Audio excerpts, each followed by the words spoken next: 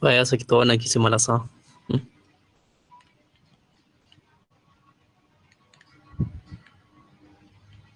Vaya, sakit na dia kisi malas. Because it's the end of one, right?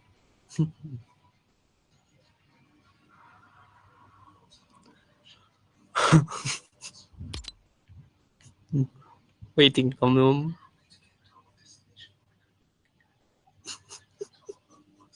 Oh. Sola.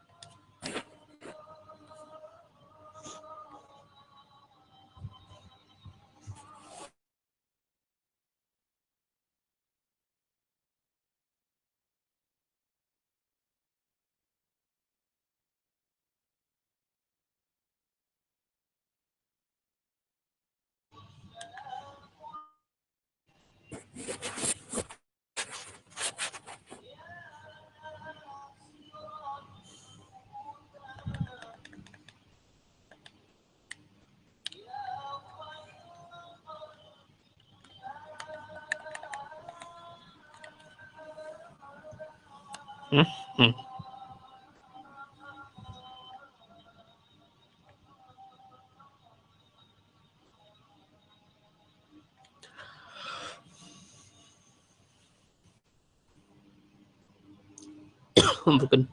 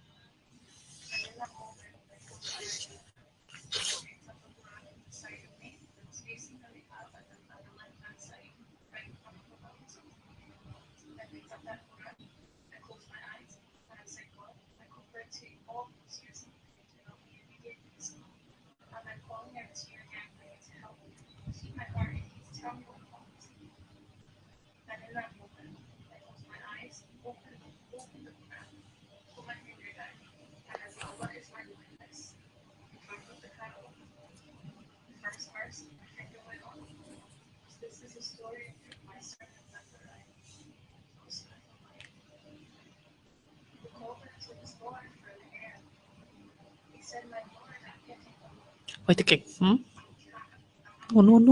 Like dead. Like dead. Oh, okay. Sebentar. Just reload. Just to reload.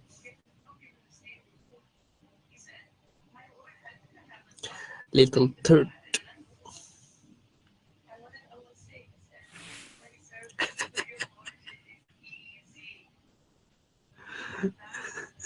Ayun, it's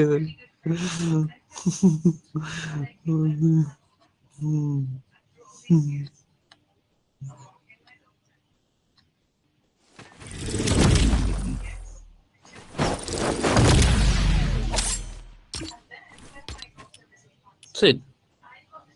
Okay, turn.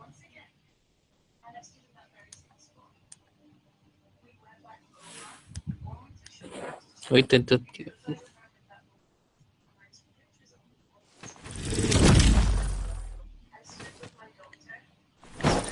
don't leader pick below 0.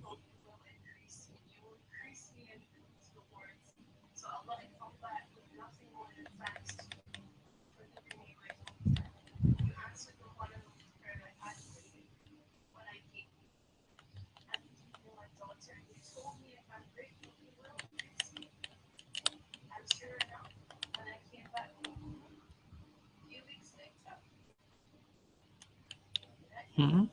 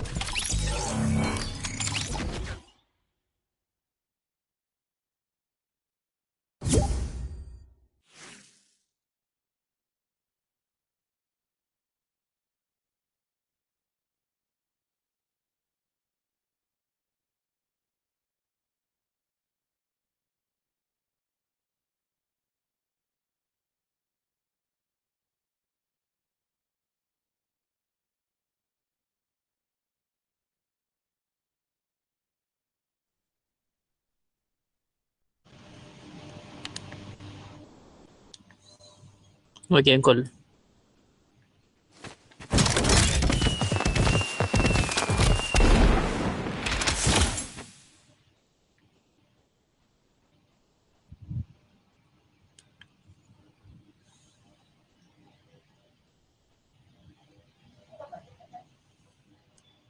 Okay, so even go mo. You ride bicycle.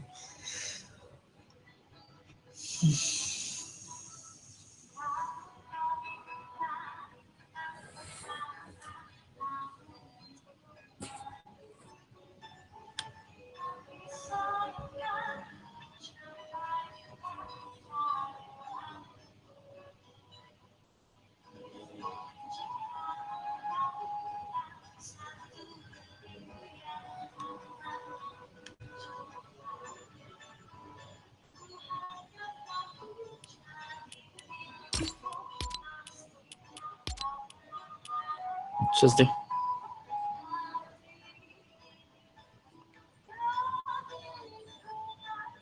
Rex.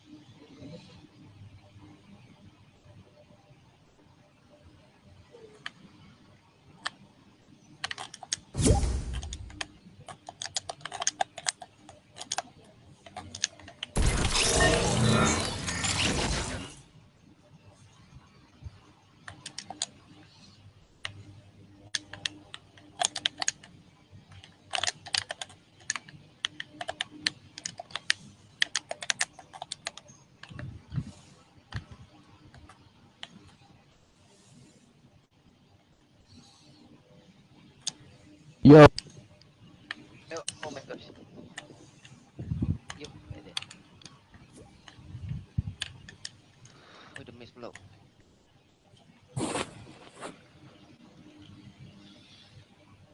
Got echo.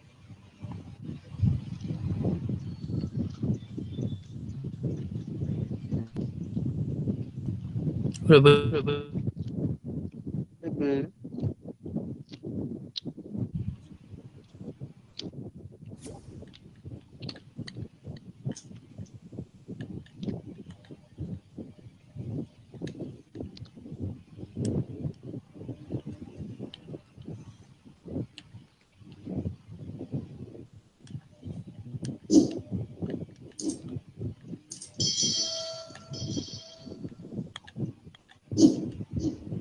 Assalamualaikum warahmatullahi wabarakatuh.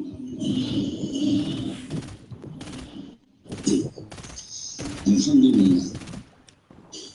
Alhamdulillah rabbil alamin. Bendy 299. Bihi nasta'in ala umuri ad-din. La ilaha illallah.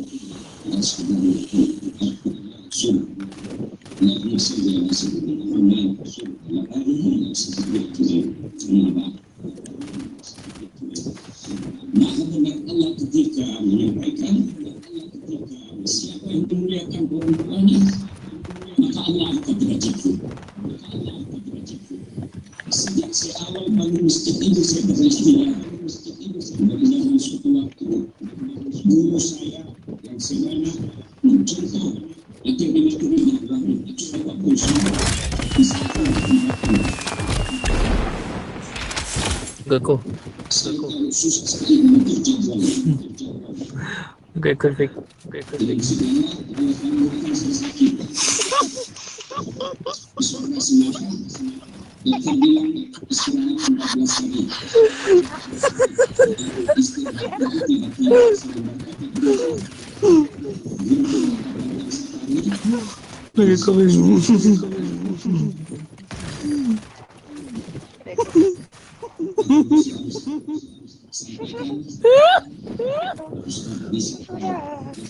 disisipkan sedikit waktu dia hadir di Salami. akan membesuk Ustaz yang sakit.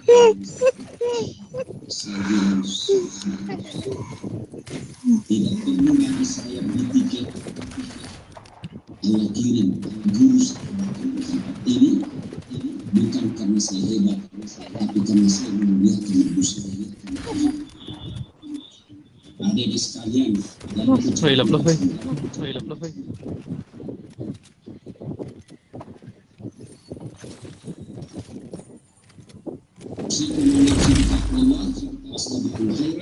Assalamualaikum warahmatullahi wabarakatuh.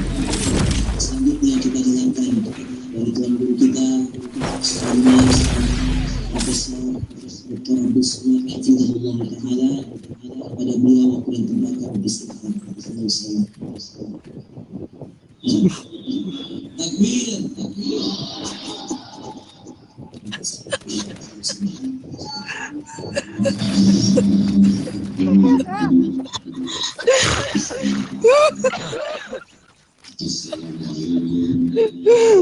Kau tak.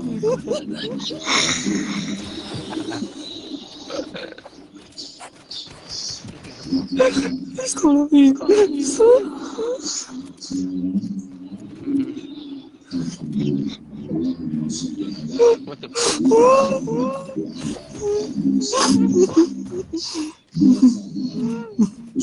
Pistola. Ikut ku.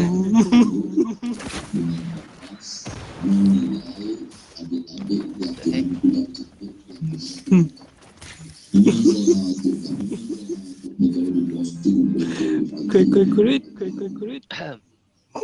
Netizen yang maha benar ini akan menimbulkan melencet cemas.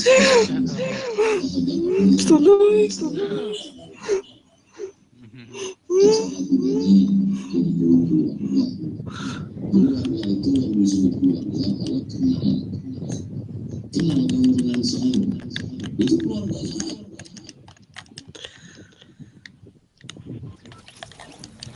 Masya Allah, Masya Allah. Artinya apa? Artinya kalau yang di laut agak naik ke darat bisa jadi jembatan, apalagi kalau di bawah di laut. Biasanya ya, biasanya ya, biasa.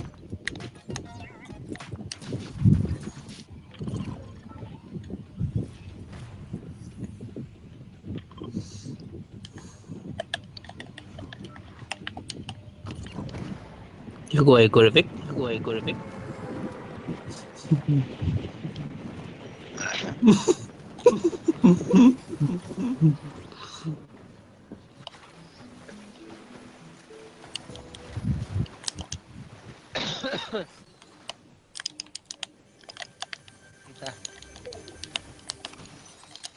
Carefully developed over 3 decades by a University of Tokyo professor to be worn even by children. Presbyopia glasses require no prescription and can be worn from 100 degrees to 700 degrees using advanced technology from DINIEs, allowing you to see. You go Echo right. You go Echo right.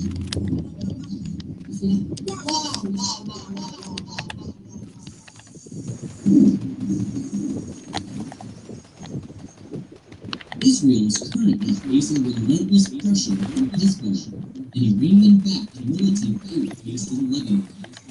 The situation has escalated dramatically, with Israel now under assault from multiple fronts. One of them, shockingly, being Israel's own military installations.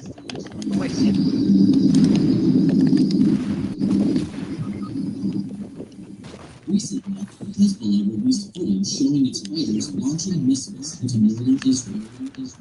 According to reports, the primary target is the Israeli Defense Forces base in Beranit, a military base critical to maintain stability in the region, especially against Hezbollah's growing influence. The missile strikes sent plumes of smoke into the sky, marking a direct hit on the facility. The attack underscores Hezbollah's boldness in confronting one of the most fortified militaries in the world.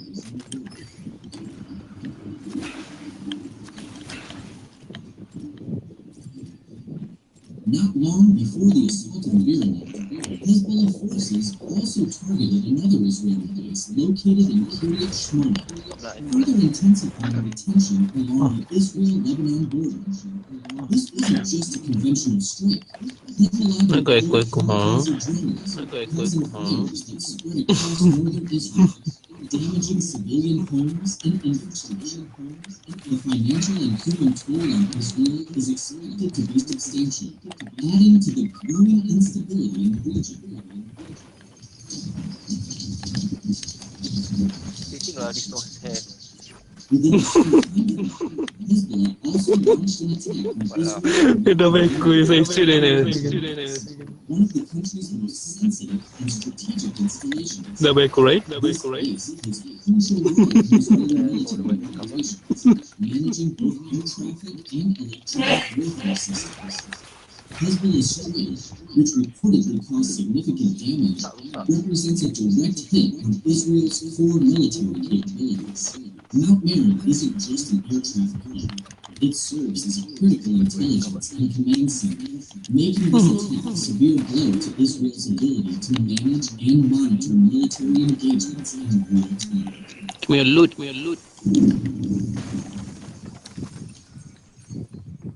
In yet another escalation, Hezbollah recently targeted an IDF military base near Kiryat Shmona.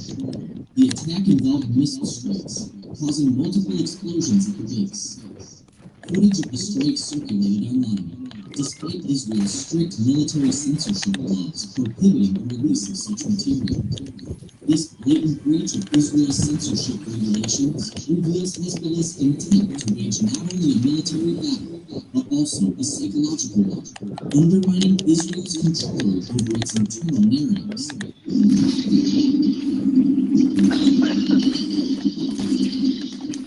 Hezbollah has long employed a media strategy that supports its military operations, using footage to broadcast its successes against Israel, even when the targets are primarily military installations.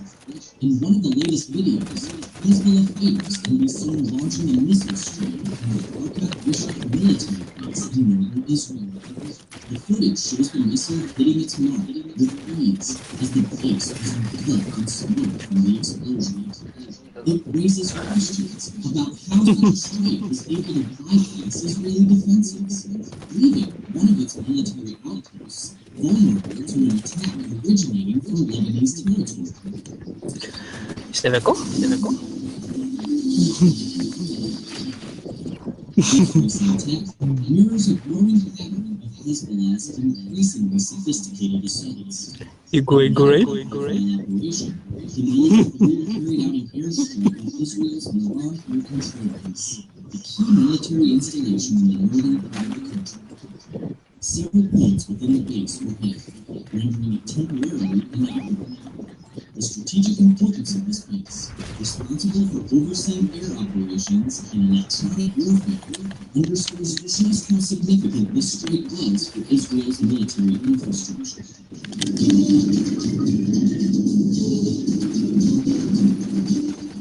Footage from the attack in Mount Meron shows thick clouds of smoke rising from the Israeli military base, a testament to the intensity of Hezbollah's air assault. These strikes northern Israel have become a significant burden for the Israeli defense forces, exposing vulnerabilities in a region that has long been the front line in the conflict with Hezbollah. As these attacks continue, they are creating mounting pressure on Israeli military and political leadership.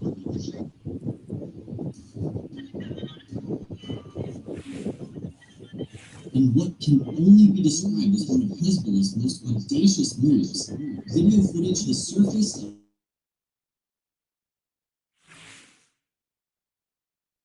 the missile strike entirely, reportedly killing the soldiers inside. The suddenness and precision of the attack have left Israeli troops on edge, as Hezbollah's ability to strike without warning has become a growing concern for the military stationed along the northern border.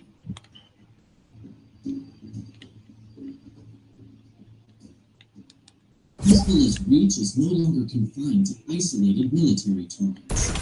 Nearly the entire northern region of Israel now falls within range of the group's missiles. In one of the latest videos, a missile is seen striking a building within Israeli territory, the bright flash of the explosion lighting up the sky.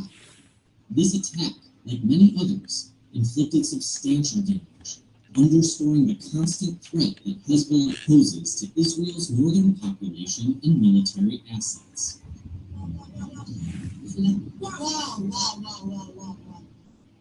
The airstrikes carried out by Hezbollah, backed by Iran, have indeed rattled Israel. These attacks often result in large-scale fires, sending thick plumes of smoke into the sky and leaving destruction in their wake. The damage to infrastructure, both military and civilian, has placed considerable strain on Israel's ability to respond effectively to the growing number of air assaults.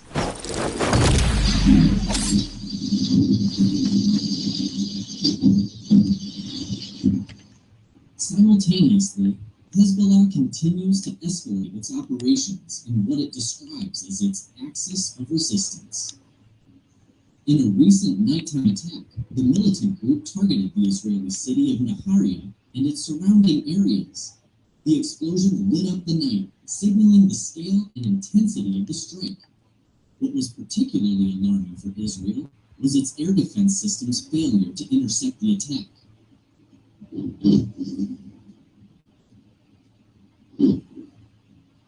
Hezbollah has also reportedly launched an airstrike involving up to 30 rockets aimed at northern Israel. These nighttime rocket barrages lit up the sky, creating a near constant glow over the region. The explosions reverberated across northern Israel, leaving residents accustomed to the deafening sounds of Hezbollah's relentless attacks. The scale and frequency of these strikes serve as a stark reminder of the persistent threat that Hezbollah poses to Israel's northern territories.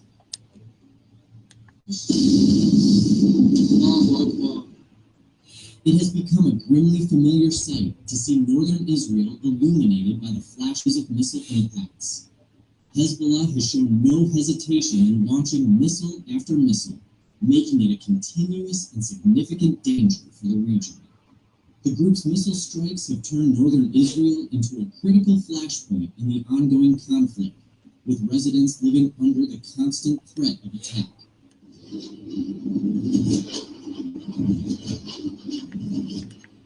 Much of Hezbollah's military capability is bolstered by weapons supplied by its key ally, Iran. One of the most frequently used weapons is the Almas missile, which has been a staple in Hezbollah's arsenal since it ramped up its attacks in northern Israel. The Almas anti-tank missile is a Dekat level zero. choice for Hezbollah, as it's not only effective against Israeli Dekat level zero, right? targets, but also easy to deploy and highly mobile, Not so one. making it ideal for Hezbollah's style of guerrilla warfare.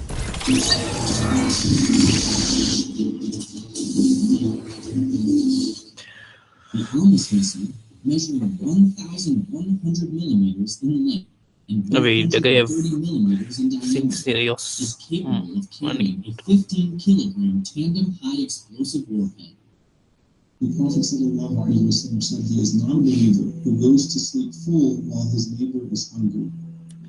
You have a doubling of the percentage of those that are going to bed hungry every single night. Humanity is looking to make a change, looking to be able to meet the need and to carry out, inshallah ta'ala, the work that we all should be carrying out by spending on the meals, inshallah ta'ala, that can continue to nourish them as they struggle with other challenges. So please do, inshallah ta'ala, continue to support humanity.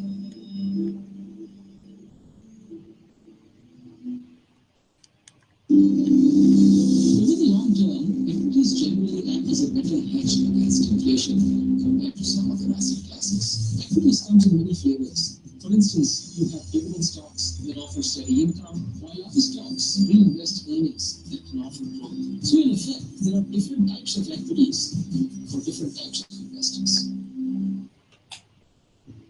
Despite the weight of the warhead, the missile's range remains impressive, with a claimed strike distance of up to 10 kilometers.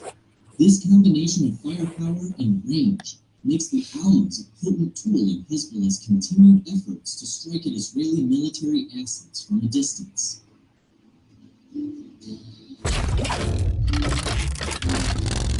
Before launching airstrikes, Hezbollah typically conducts thorough intelligence reconnaissance to identify strategic Israeli military positions.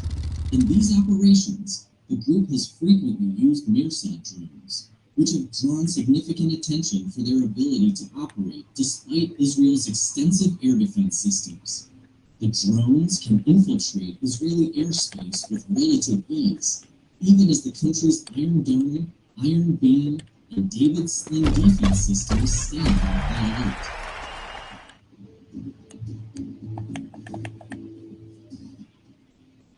There has been debate over the origins of the Mirsad drone. Some sources claim it is locally produced by Hezbollah, while others suggest it is actually an Iranian-made Babel drone, rebranded to obscure Tehran's direct involvement.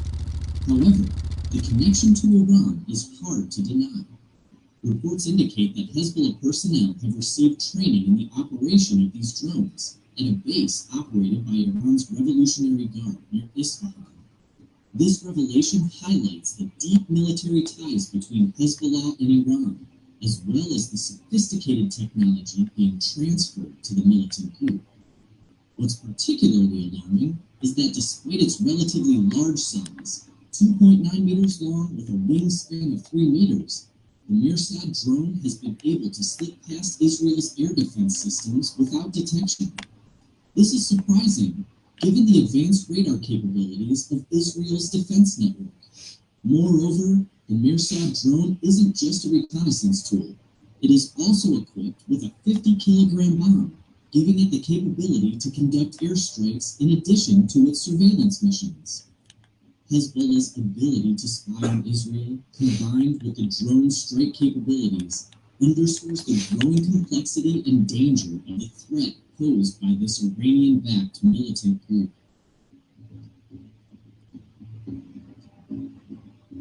The fact that Israel's cutting-edge defense systems have struggled to counter these drones raises serious concerns about future attacks.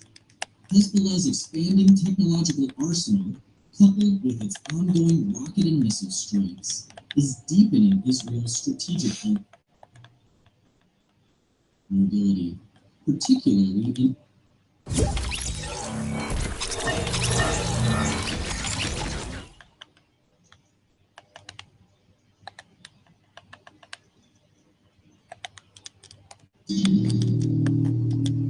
Friends of Islam, this time the Islamic faith is back before you to share Islamic information. I hope it inspires your activities today. And don't forget to click the subscribe button and activate the bell button. Question of Benjamin calmly and respectfully.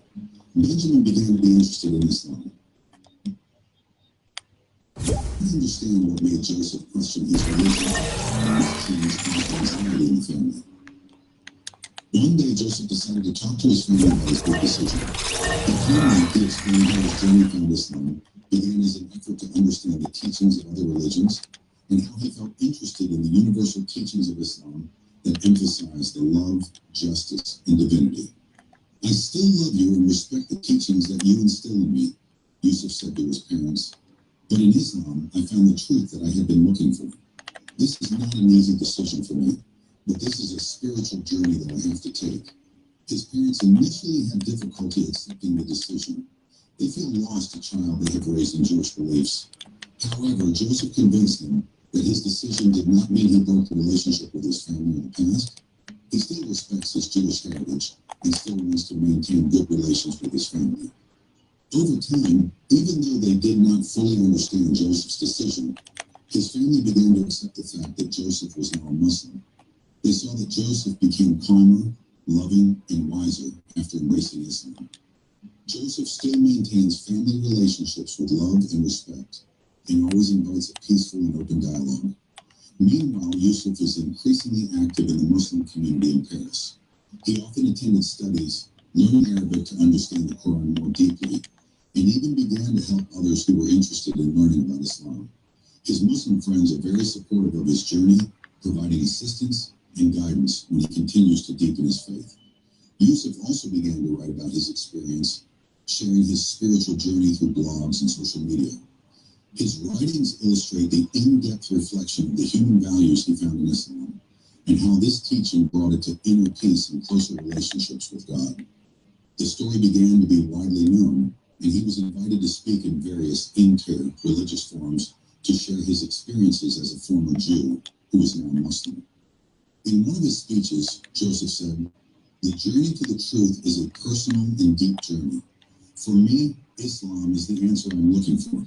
But what is more important is that we all must continue to look for the truth and live life with integrity, affection, and devotion to God." The story of Joseph Cohen is an inspiration for many people, not only among Muslims, but also in the Jewish and Christian communities. In his own way, Joseph proves that the search for truth does not recognize religious boundaries, and that one can find peace and faith with an open heart and sincere mind. Many of the Jews may feel moved when they hear someone from their community say that Islam is the most correct religion. In the historical context, there is a long debate about theological truth among Abrahamic Jewish, Christian, and Islam religions. Each of these religions has its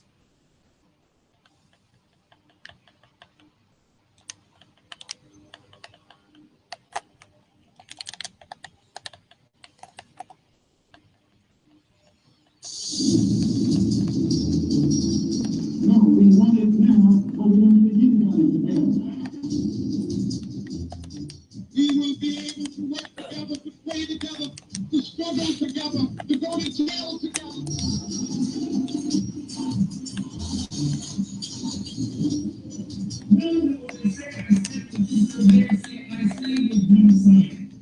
For 3 generations, over 2 million people have been displaced from their homes. No American president will let take over their own tools. So Israel will continue to defend itself. Israel has a right to defend itself. Israel has a right to defend itself. Israel has absolute right to defend itself. Israel has a right to defend itself. Yes. Israel has a right to defend itself. Defend itself against what? When are people going to stand up and tell Israel that it is enough to lie?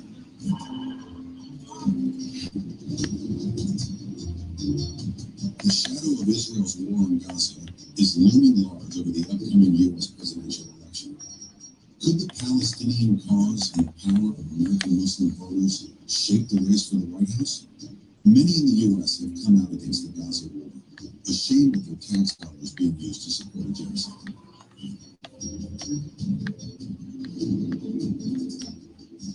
In 2023, 66% of American Muslims supported the Democratic Party, and 32% were backing the Republicans.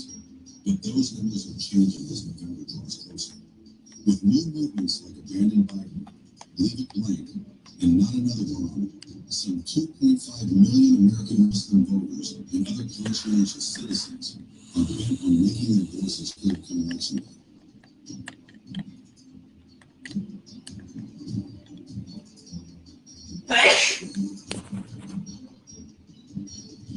Keep so slow, number one. And if you have failed to see our humanity, we have not failed to see your hypocrisy.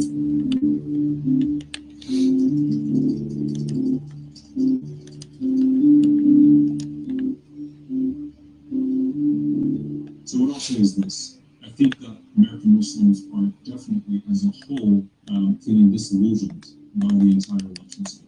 I'm not impressed by either candidates. We know what Donald Trump stands for. He's a fraud, he's a racist. He has said terrible things about the Muslim community and about Islam. So we know who he is. I have no hope in him whatsoever. I know a lot of American Muslims feel the same.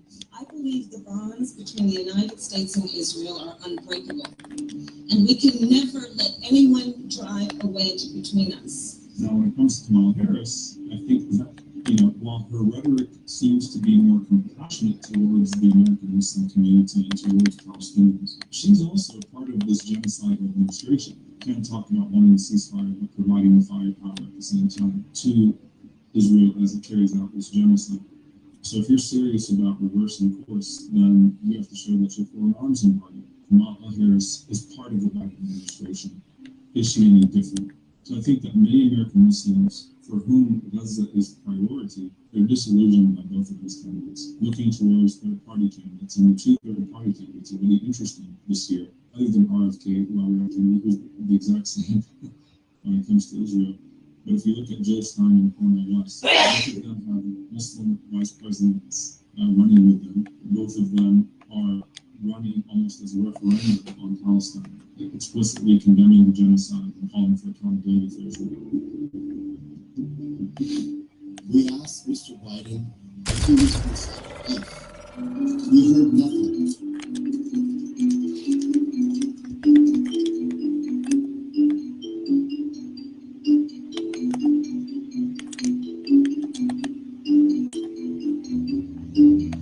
America is not a democracy in the sense that you just get a majority of all the people who manage the nation, even in Congress. There are these political states, even the technology is equal about the nation and money,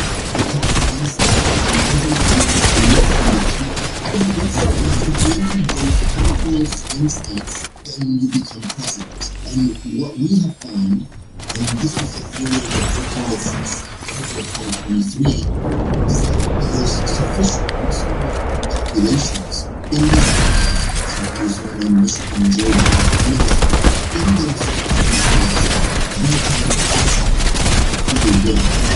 And the way that impact is by making the politics declare that we will abandon the president and the vice president, the administration, for their genocide, because if it's known in history,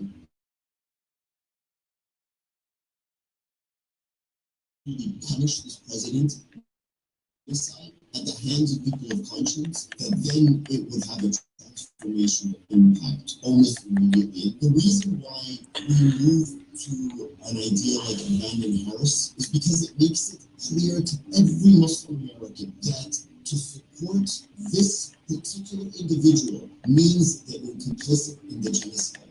We have a strategy, and the strategy is to punish the president or the vice president and then take the blame for it or the credit as a means to gain power.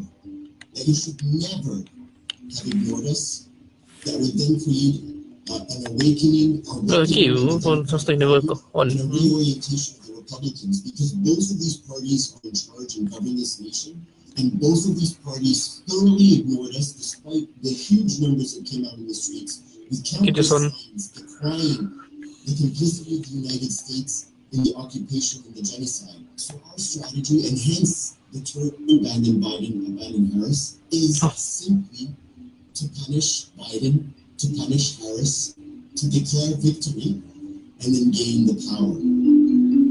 The American Muslim community are fighting the ban in the courts, and we're not alone.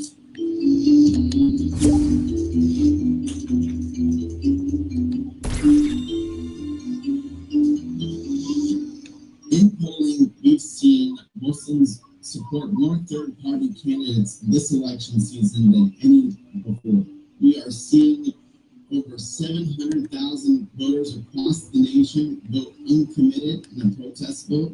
Many of those were Muslims. American Muslims are horribly disappointed with the direction of American foreign policy. We want to see change. We want to see candidates that voice change. In polling, we've seen Muslims are favoring third-party candidates by a majority right now. Unless they hear something different, their votes aren't going to be going where they want to. I don't think they're going to end this war as quickly.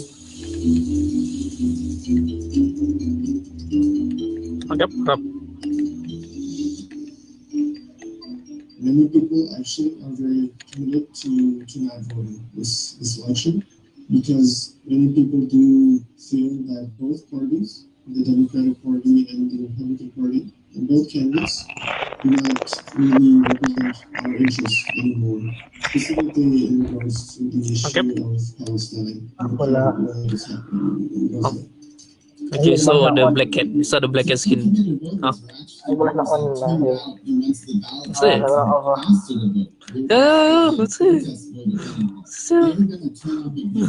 Just like to point out that American Muslims are in a number of key battleground states. When we're talking about states Banyak that emote, balik can dah change emote. the election: Pennsylvania, Wisconsin, Michigan, North Carolina, Georgia, Arizona, Nevada.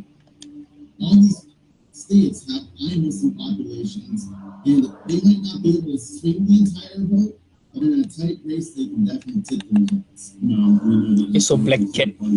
Black cat skin lagi. Kau boleh tak? Black cat skin. actually win the race, but does this work? Coaches think Black cat. So skin tinggal the black cat. for the most part. Sure kau boleh lagi. It's important to Aku yang beli dulu. Aku beli dulu. Aku itu dah ada dah masuk. Dah so kau dah beli. Kau berapa sah bundle dia? Tak tahu berapa bundle dia.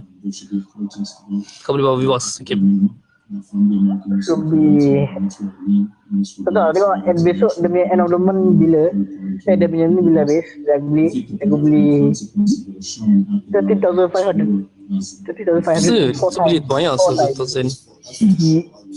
Bond duit lah. Okay.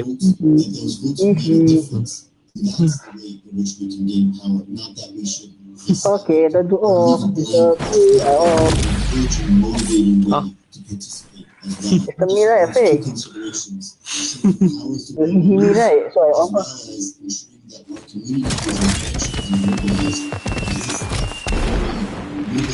Empowering to ask people just to stay home. So there are two conflicting reasons. Aku takkan beli lagi. Aku takkan beli 3,500 kip. Aku takkan beli lagi. Yep. Kau beli 2,800 je. Kalau aku tengok dia bundle aku tengok berapa. Viewers aku beli. Saya tak beli banyak. Beli sikit je. Kau either beli 2,800 atau 5,000 je. Aku tak bukan beli 13,500. Okay, Kip? Aku tak kira lah. Aku takkan belilah. Tak ada berapa senang lah you. And how owned your Congress is. Your Congress is owned. Your country is not independent. Your country is operating under the power of this insane, ideology, right? Ready lah dia ketoi. Organizations are a pervasive force in U.S. politics, using mega money Don't lie lah. donations for influence. Sirbium. Dah agak ya. Among the Tukar. areas the American is Okay lah, rechange lah, I off lah. or APAC. which is by far the most It is powerful right, law off lah. representing the interests of a foreign country in American history. So much so It will that not. very few people in the This is U.S. right. Congress would ever openly Oh. discuss its reach. I think that there's going to come a point, and it's coming, where Zionists are overpowering the power. Okay, off. These organizations are overpowering the Baik. power. And they're going to anger Baik, off baik. the American public to where You repeat lah, more people that better don't than necessarily your. agree with our cause will push back and say, look, Review also lah, fake.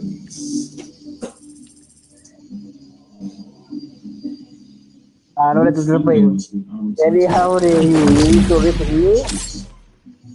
Then somehow you go with Shafi play. What? Order better, right? Then you said that you see my money. Get your money, bro. You know my money. Because that was choreographed by AIPAC. No. But if my money, but that was you belajar yourself, not me, bodoh. The whole thing was, AIPAC's You buy yourself, not me. I not there also. No.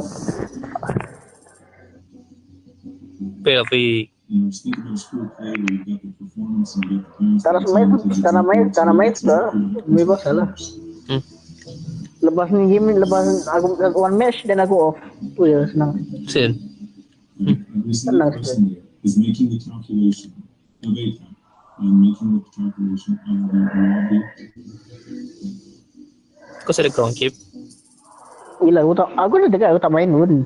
Dekat semalam. Punishing Lepas tu tak main pun. if they Ground tu. won't stand up and applaud like little Kan dekat semalam aku on je phone night tapi aku tak main pun. Dia aku tukar game bro. It's craziness. In order for Kau main America apa? to change, it has to Dia look lebih the apa? same. Salam. This is Dah what udah it pergi. is. This Yep. is what it is. For every clap, there were thousands of dead children and millions of dollars American money gone to fund this atrocity, and in fact billions of dollars in AIPAC money at every clap. It's just absolutely ridiculous. Democrat and Republican actively will continuously support this regime that's continued problematic and attractive genocidal policy. CARE strongly condemned Netanyahu's speech, as did the majority of American Muslims and young Americans across the board.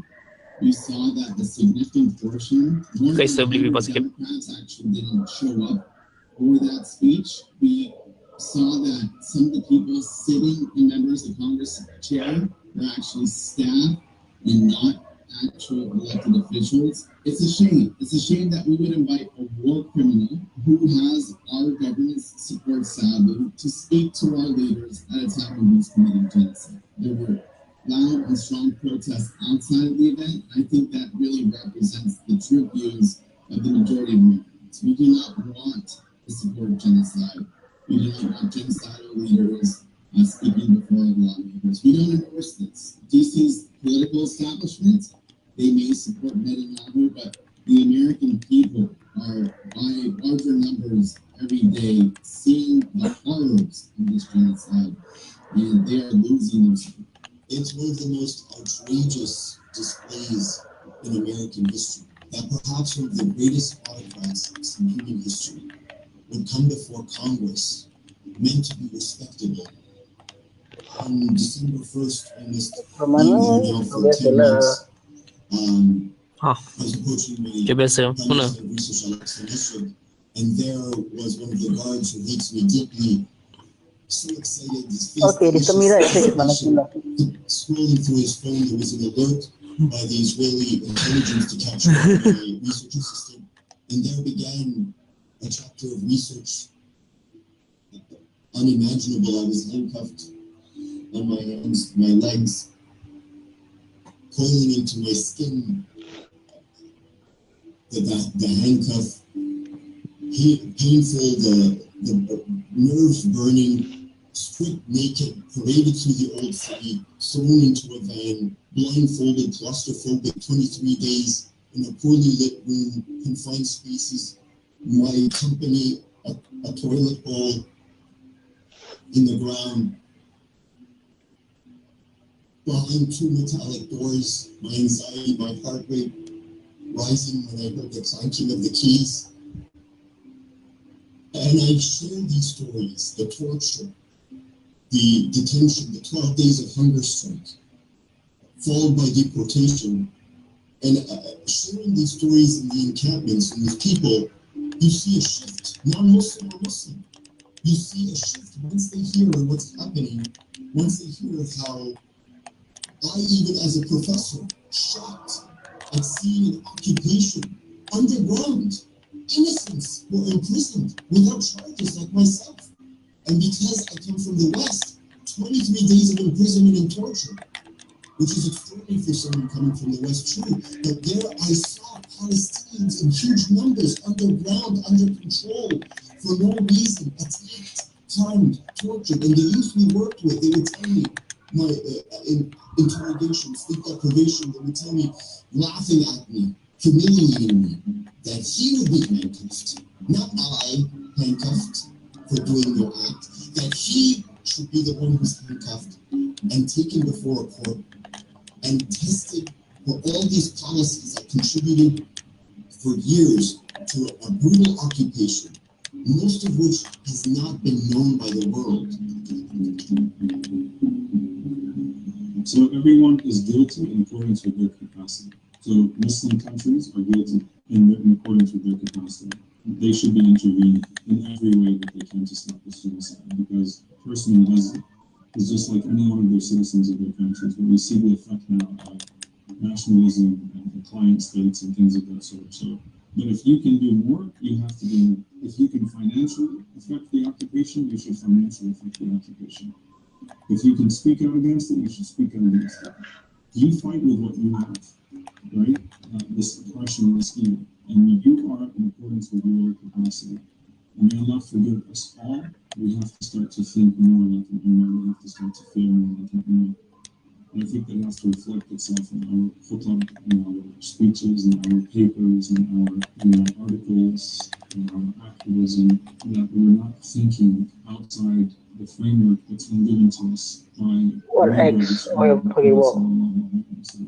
This ummah needs so badly victory. As everyone doing what talking about, I understand like you boy. Not from the places we typically think where there are 100%, 95% Muslims, but from the land with 1.5% Muslims, where we can exercise our influence on behalf of our brothers and sisters. Syafis, kau tolong aku Syafis. Ada orang. Kau ada orang keep. Alah. Udah sini lah. Tadi boleh handle dulu kan bro. Jangan akhirnya bro. Only when America realizes it's the only country left in the world supporting apartheid, supporting genocide over the Palestinians. Only one change.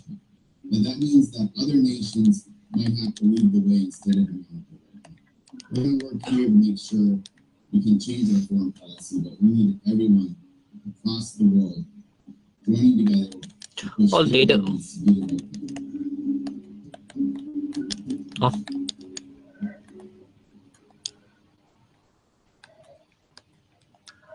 Took it on the Vic.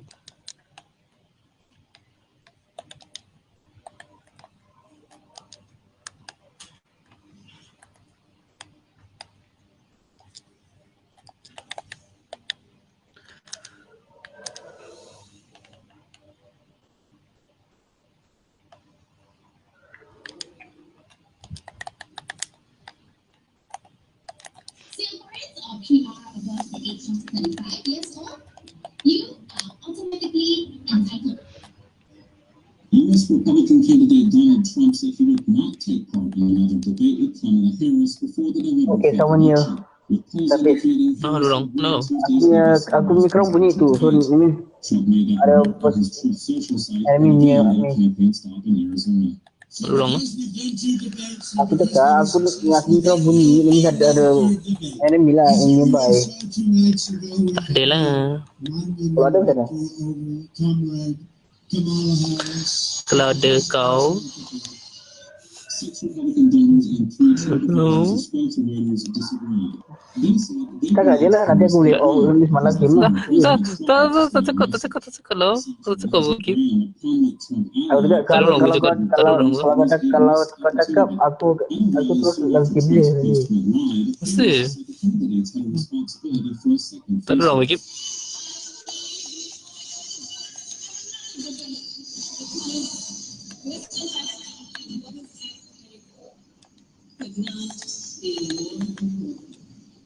According to Nielsen data, an estimated 67 million people watched the debate. Dua bukit. Oh, cakap tak ada orang. Step. Tadi tak ada orang kan? And among voters who said they Bro. heard at least something about Tuesday's debate, 53% said Harris won, while 24% said Trump won. Aku nak one lagi, aku nak one. Over the platform, voters continue Dia nak rest, tak nak rest lagi, dia racing. on the economy. Clifford Young, Ipsos president Kau of buat lagi. Affairs, says he thinks there may not be much of a debate Tak tolong aku. for The Harris. rest. What we're finding right now is a lot of stability. We find at the national level that Harris is in the lead relative to Trump. Correct, sir. Tak tolong aku lagi. Fundamentals issues like Ya, the mah. economy. Aku dah nong one, tak tolong. Aku dah cakap. Terus saya ada orang atau saya. We're at a spaces where Ketika tak ada orang. at the national level she's in the lead, but things have not really changed. The poll also found 54% of registered voters thought one debate between Trump and Harris was enough, while 46% wanted a second. Kita nak ambil kerang bodoh ni. Orang bodoh.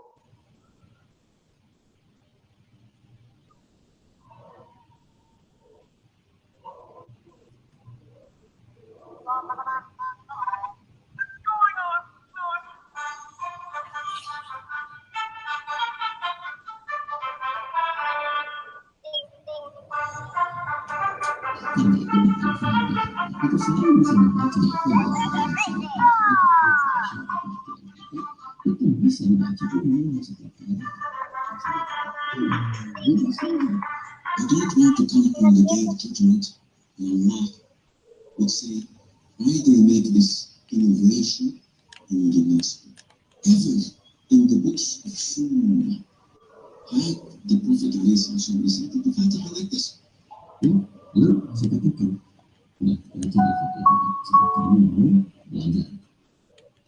Ini dalilnya. Ini kita mesti faham. Kenapa? Karena orang awam itu tidak punya kemampuan akses kepada dalil. Kalau saya tunjukkan dalilnya yang bisa paham, ditambah yang bisa baca. Sulit. Karena itu tentu juga kita menghadirkan ulama-ulama otoritatif yang punya kualifikasi yang baik, pasti dicontohkan lagi. Kalau benar, pasti itu dicontohkan. Itu bukan kaidah fikih dan nggak pernah ada ulama bikin kaidah begitu. Karena ulama itu paham mana yang dicontohkan lagi, mana yang tidak dicontohkan lagi. Tidak semua yang baik-baik itu harus dicontohkan.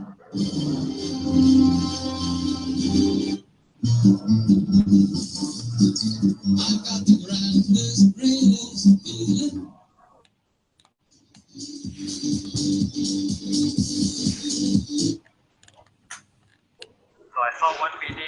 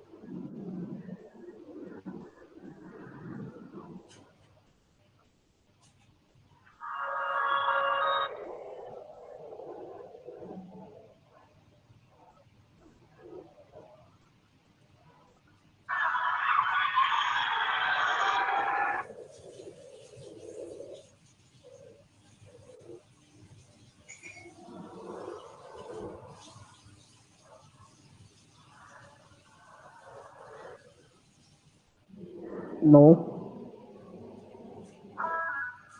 You see for yourself lah.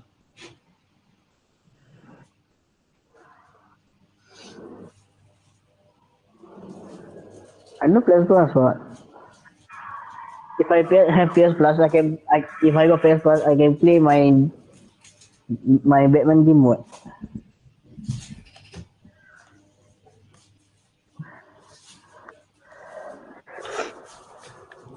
I got no PS Plus. How to play?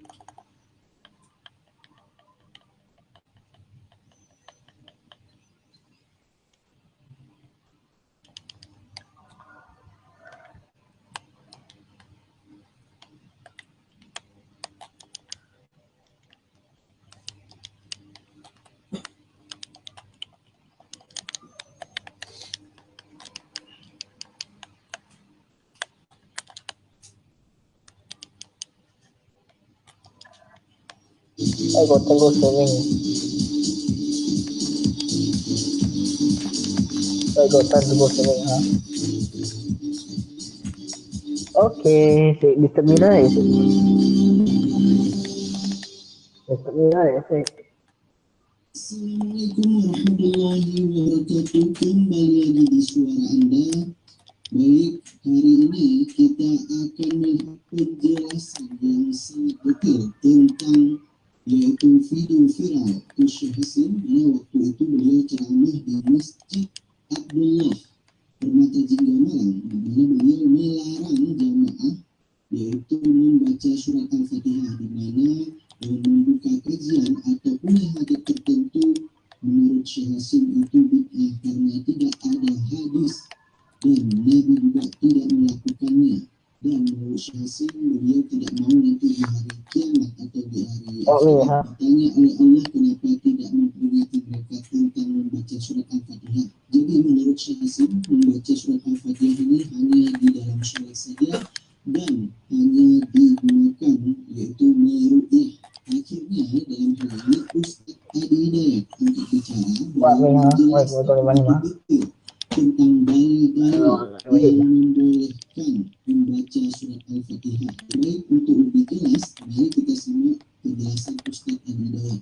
Jadi Al-Fatihah itu bukan sekedar surah yang dijadikan surah biasa, tapi surah ini juga bisa berperan sebagai wasilah yang kita bisa tawasulkan memohon kepada Allah dengan bacaan surah itu, bahwa Allah mengabulkan hajat kita dan mudah urusan kita, ya, mengantarkan apa yang kita harapkan, mendatangkan apa yang kita inginkan. Itulah peran Al-Fatihah.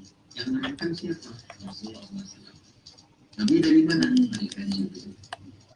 Kemudian yang meminta kita membaca itu bagian dari tawasul siapa? Allah langsung, Rabbul Alamin. Nah, ini antara rahasia. Kenapa kemudian Al-Fatihah dibaca dalam sholat? Fungsi sholat untuk lihat itu ada 5 fungsi sholat. Ya, yang paling pokok. Yang itu dari dalam sholat. Di antara 5 ini menariknya kita sholat 5 kali yang pokok kan, yang paling kan. Nah, 5 kali sholat ada 5 keutamaan dalam sholat. Yang paling pokok di antara 5 itu bila sholat kita benar itu mempercepat paham itu. Kembali ke sini saya katakan itu istimewa. Karena istimewa, Allah perintahkan kita sholat baca Al-Fatihah. Di antara faedahnya apa? Manfaat istimewanya supaya saat baca itu kita punya adab mudah. Itulah sebabnya dari subuh dan zuhur kan nggak mungkin punya masalah, ya kan? Maka ketika dimohonkan dengan benar, bacanya benar, ya kan? Mohonnya benar, itu dikabulkan, dimudahkan. Makanya itu contoh dalam ibadah muqayyadah itu. Jelas ya? Makanya dicontohkan oleh Nabi, Nabi contohkan itu supaya apa? Supaya umat-umatnya yang baca benar, urusan mudah. Itu. Jadi ya, makanya itu contoh. Tapi kalau bukan di ibadah yang seperti muqayyadah, ya lawannya itu mutlak, tidak perlu dicontohkan. Karena apa? Dengan itu tidak terjadi setiap kali ada bersamaan dengan waktu sholat. Apa yang sifatnya? Masa ujian bersama dengan waktu sholat apa bersama nggak selamanya harus kemudian mau pengajian ini kemudian pembangunan ya semua Ibu mungkin itu kita boleh Hafik. Ya bisa jadi beda karena itulah Oke, di malam itu. Itu bisa dibaca umum setiap keadaan. Iya, bebas saja. Karena apa? Dia punya sifat umum yaitu sifat-sifat tawasul. Sifat yang digunakan orang-orang umum. Dan ini sudah sepakat bilang. Karena perbedaan di sini. Ya, karena itu para ulama baik nama salaf. Ya, salaf itu yang lebih 3 generasi dari para sahabat, kemudian tabi'in yang diikat oleh para ulama sekitar abad sampai kedua menjelang ketiga itu ya. Sampai tahun 200 ketika sudah di sana. Saya mencoba satu Imam Abu bin Al-Jarrah. Karena tabi'in senior. Abu bin Al-Jarrah itu muridnya sahabat Abu bin Abbas dan Jabir bin Abdullah. Nah, untuk itu muridnya itu mereka yang Imam Abu Nabi mestinya Mekah khususnya dalam urusan haji dan tidak ada orang jemaah haji di mana umrah bertanya persoalan semua sementara itu kecuali makanya juga tinggalnya di Mekah keturunan Afrika menjadi wafat pada tahun 114 Hijriah usianya saat meninggal kurang lebih 88 tahun berarti kelahirannya kurang lebih di 35 ke 40 Hijriah. Nabi wafat 32 Hijriah. Nanti wafat itu beberapa tahun setelah Nabi wafat itu yang memakannya. Berarti salah betul ini. Ya, salah. Apa komen beliau? Ya, beliau menyampaikan terkait dengan semua rangkuman makna tadi bahwa Al-Fatihah itu mau dibacakan apapun ketika kita memohon hajat kepada Allah. Kita boleh dengan bacaan itu kecuali tidaklah dibacakan Al-Fatihah sebelum kita akan dijawab. Tidak untuk kemudian ulama dari semua yang sudah viral ini dari pemahaman tadi Al-Fatihah bisa dibaca muqayyadah ada contohnya mutlaqah di mana saja. Nah, perlu langsung ada contoh karena nggak mungkin lagi mencontohkan prosesnya bangunan yang benar itu nggak usah dicontoh lagi tinggal dikasih kalimat selesai ya kan ya sama dengan ini Bismillahirrahmanirrahim itu kan jadi macam sifatnya tapi hanya katakan kullu amrin dinari dan yujau fihi bismillahirrahmanirrahim wabda pekerjaan baik yang tidak diawali dengan bismillah putus apa yang terputus dua satu pahalanya karena nggak bernilai ibadah yang kedua keberkahannya kata Ustaz Abdi ya kalau yang umum itu tidak perlu dikasih contoh jadi tidak perlu Nabi dikasih contoh ada yang orang bilang kan ini tidak dilakukan Nabi. Jadi Nabi tidak perlu memberi contoh karena ini bersifat umum. Hanya Bismillahirrahmanirrahim dipakai dalam tabarruk. Itu kata siapa? Ya, misalnya saya Muhammad Ali Qurani dalam kitabnya saya lihat Bismillahirrahmanirrahim dipakai dalam tabarruk. Dan Bismillahirrahmanirrahim itu bagian awal dari Al-Fatihah. Jadi satu ayatnya aja udah begitu apalagi sebenarnya. Ya. Nah, Bismillahirrahmanirrahim Nabi kan nggak pernah contohkan. Mari kita membuka majlis dengan Bismillahirrahmanirrahim. Ya. Kalian mau kerja, mulailah kalian menanam kurma dengan Bismillahirrahmanirrahim. Tidak kan? Dan tambahnya nanti yang perlu contohkan kalian itu mengusikan. Tapi ya, nggak perlu dicontohkan pada yang seperti itu. Tapi yang khusus yang diberikan waktu, syarat, waktu, keadaan, harus dicontohkan. Dari pernyataan ulama-ulama yang salah tadi ini, kemudian melihat dari dalam Quran dan hadisnya dan rasa selalu mengikuti. Nah itu namanya salah, itu ikut kepada orang-orang salah terdahulu dengan keadaan mereka. Di antara siapa? Ulama modern di atas perkenalan. Seperti misalnya Syekhul Islam bolehnya Ibnu Qayyim al-Jauziyah itu bukan ulama salah, itu ulama khalaf. Nah, kalau ikut kepada keduanya namanya khalafi, ikut ulama belakangan. Dengan misalkan dia tersambung ke belakang ke salafi. Jadi salafi itu bukan kelompok, bukan organisasi, bukan pengajian tertentu atau tidak. Itu manhaj namanya tersambung. Semua orang Islam itu pasti kalau sholat kan nggak mungkin mengikut orang sebelum pasti ikut. Jadi semua orang Islam itu seperti salafi. Dia bukan nama khusus seperti siapa itu tidak. Itu nama yang diwakili sifat keadaan. Nah, terlepas dari semua istilah-istilah itu kita kembalikan Syekhul Islam Ibnu Taimiyah paham betul itu.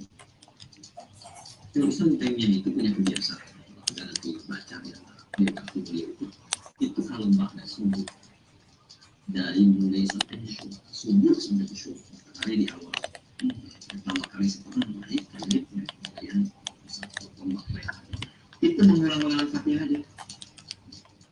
Bismillahirrahmanirrahim. Alhamdulillah. Selesai ulang sampai hari pandai. Nope. Ya. Apa beliau melakukan tidak? Can see what you can check what on the internet. You can check internet what halal. You can check what no. You just see only but you never check. You can check in the internet for what? The internet for what? You can check internet. Dalam hal ini yang kita tahu Ibnu Taimiyah rujukan daripada ulama. You can check internet for what? Itu jelas sekali Ustaz Hidayat menerangkan bahwa kalau Ibnu Taimiyah pada subuh hari membaca surat Al-Fatihah diulang-ulang terus sampai syuruk. Dan seperti kalau tidak dicontohkan Nabi maka bid'ah. Berarti Ibnu Taimiyah bid'ah dong. Tapi kan tidak bisa kita sebut seperti itu. Ya, Syekhul Islam. Jadi bawah sedikit tadi Imam Ghazali, kalau Ghazali itu Syekhul Islam. Jadi Syekhul Islam. Bukan? Jadi kalau ada para syekh, para guru, ini guru-gurunya, guru di atas guru. Kalau Hujjatul Islam sudah orang itu sudah ada. Hujjah jadi hujjah menjadi patokan sandaran paling pokok. Ini Syekhul Islam mengamalkan itu sampai mulai dia komen. Ya, mulainya kan Imam Ibnu Qayyim al-Jauziyah itu dia komen tentang keutamaan Al-Fatihah. Bisa dibacakan di mana saja, ambil tawasul dari situ, ambil tawarif dari situ.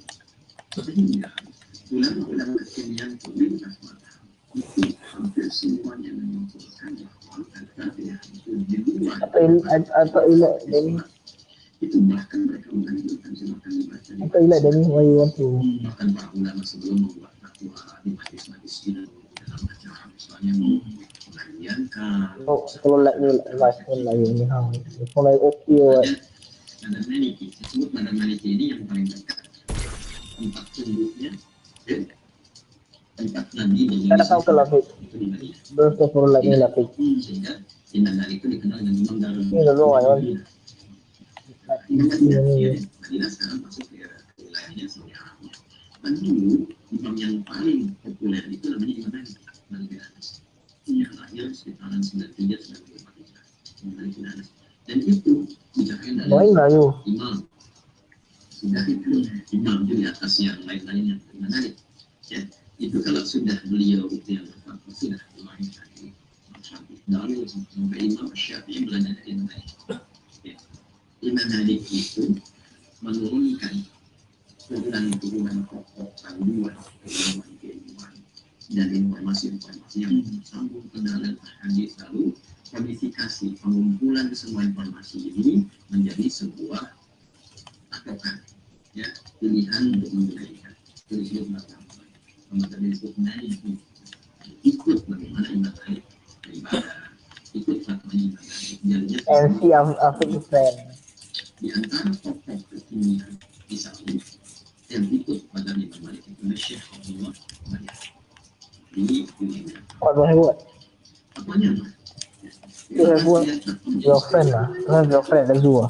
Ya, tidak ada masalah untuk membacakan Al-Fatihah di luar konteks sholat tadi. Silakan mau Anda baca sebagai tawasul, sebagai tawasul itu masih balik.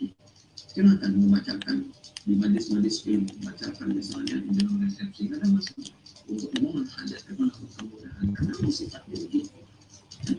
Ulama kita terdahulu yang paham dari yang punya sanad, yang punya ijazah hadis itu lebih dapat tidak banyak menyampaikan kepada awam ini dalil begitu. Karena awam itu mungkin yang kita menolak. Awam itu yang tidak tahu metodologi, terus tidak tahu metodologi untuk kita lama dari ya. Lalu saya katakan, tidak baca Al-Fatihah. Kamu mau? Iya kok. Mana dalil? Kenapa? Karena orang awam itu tidak punya. Pasal itu, mulai sendiri kamu aing ha. Kalau saya tunjukkan dalilnya ini bisa apa? Iya isi aing buat. Ini bisa baca.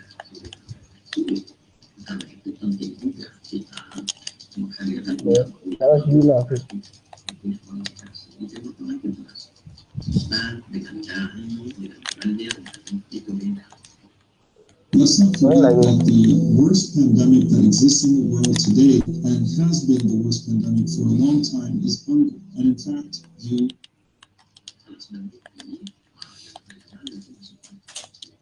kecuali kalau ada orang bukan ya nggak jelas kemarin ini sekarang bisa kita membantu kita doakan segala kebaikan belajar lagi tapi apa yang disampaikan ya mungkin untuk kemudian bisa kembali dan juga ada beberapa itu sebenarnya cara seperti itu mungkin dilakukan dengan contoh dan nanti pada ibadah kemarin pada hukum insyaallah tempatnya untuk ibadah. Nah, dalam ibadah yang bukan ibadah mutlak akan diperlukan dalil dari walaupun ketika ada dalil itu tidak harus membutuhkan contoh dari Nabi karena keluasan sifat amalnya dan keragaman komunikasinya. Jadi jangan menggunakan misalnya kaidah-kaidah yang di luar dari ulama sudah ulama susun bukan sembarang jangan sampai mengatakan ini misalnya kalau baik pasti dicontohkan Nabi kalau benar pasti itu dicontohkan itu bukan kaidah dan nggak pernah ada ulama begini karena ulama itu paham mana yang dicontohkan Nabi mana yang tidak dicontohkan Nabi tidak semua yang baik-baik itu Nabi dicontohkan karena mungkin selera umatnya bisa berbeda kondisinya nggak sama. Nabi tidak pernah contohkan makan Nabi Muhammad ya untuk itu kayak semacam bosan anak Jawab di masjid kan sama hukumnya itu karena kalian pernah nanya sampai masjid kalian mau makan tanya dulu tapi Nabi kan nggak selera Nabi nggak contohkan makan Nabi dia tapi Nabi nggak larang kalian makan kalian larang itu takdir namanya dalam ilmu tasbih itu takdir ketetapan Nabi boleh cuma Nabi nggak contohkan kan tapi sebenarnya ini kambing, jadi nggak makan itu. Kalian silakan makan. Kalian kenapa nanya? Karena kalau itu orang jenderal perang. Kelapan nggak ada di lapangan, nggak ada kambing guling. Yang ada yang bom dan yang lainnya itu dikonfirmasi. Berarti salah betul itu. Ya, salah. Apa komen beliau? Karena sifatnya apa? Jadi jangan sampai katakan ini kalau baik pasti lebih contohkan. Itu bukan kaidah fikih dan tahu nggak yang paling dasar. Itu sesungguhnya kaidah di orang yang menjadi waktu itu. Nabi Sallallahu Alaihi Wasallam. Qala alladziina kafaru dan orang kafir komen alladziina aamanu dan beriman. Mana khairan dan salafuna ilaih. Kalau memang ajakan kamu baik, tidak ada contoh yang dulu kami pasti akan melakukan. Pasti dalam dulu dan kerjakan kalau itu baik. Nah itu kaidah jahiliyah sebetulnya bukan kaidah fikih. Jadi komen orang jahiliyah ketika diajak komennya begitu yang Muhammad SAW.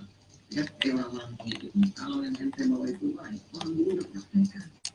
Karena dulu nggak praktekkan, nanti repot kamu. Itu kaidahnya. Itu kan kaidah fikih, itu nggak bisa dipakai dalam fikih. Itu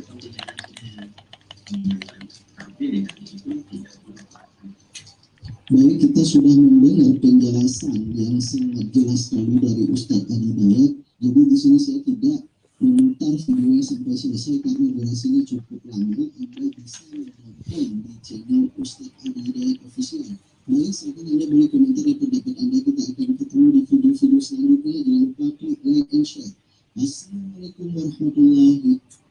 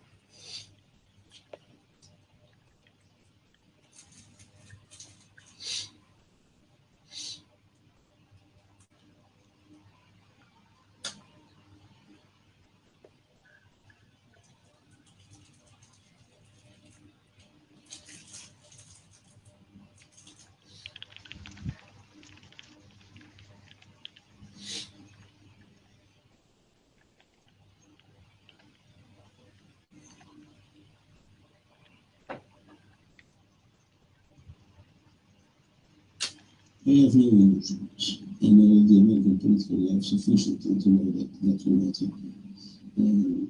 But at least it's important to put pressure on the United States in order to make sure that the United States put pressure on Israel, as they are supporting Israel, put pressure on Israel to stop the war, and at the same time to recognize that the two-state solution must not be in the mind.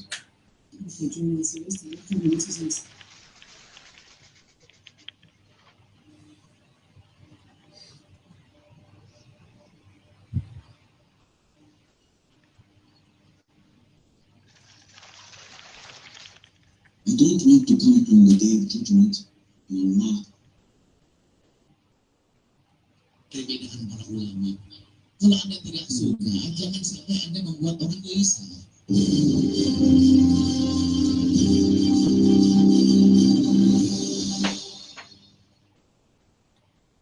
Assalamualaikum warahmatullahi wabarakatuh. Kembali lagi di suara Anda, viralnya video Syekh Asik.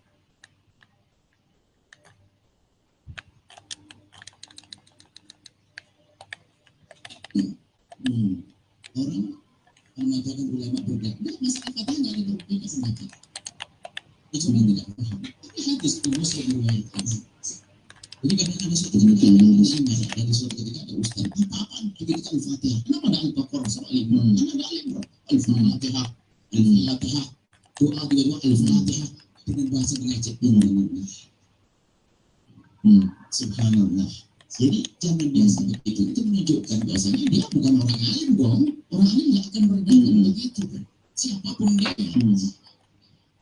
Bertanya dulu kenapa baca surah Al-Fatihah, tanya yang melakukannya.